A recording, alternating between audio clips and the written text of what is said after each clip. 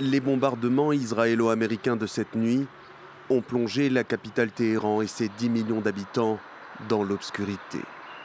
C'est cette épaisse fumée noire toxique qui a provoqué ces scènes d'apocalypse. Elle se dégage de 4 dépôts pétroliers attaqués dans la nuit. Un site logistique a également été ciblé. C'est la première fois depuis le début du conflit que des infrastructures pétrolières sont bombardées en Iran. Les autorités font état de plusieurs morts. Le gouvernement appelle les habitants à rester chez eux pour protéger leur santé et promet de riposter. L'Iran ne s'inclinera pas facilement devant les intimidations, l'oppression et l'agression. Nous ne nous sommes jamais inclinés. Et il est impossible que notre nation héroïque recule face aux menaces qu'il profère.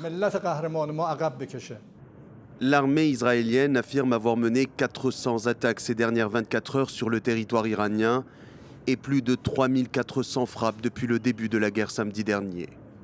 Des bombardements visant l'appareil militaire, politique et les infrastructures du pays.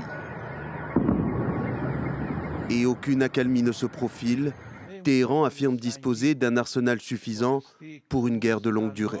Les forces armées de la puissante République islamique sont pleinement préparées, avec cette même intensité, pour une guerre totale de 6 mois.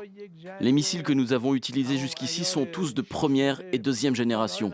Ceux qui ont été produits à partir de 2012 et qui ont été fabriqués au cours des 10 dernières années n'ont pas encore été utilisés.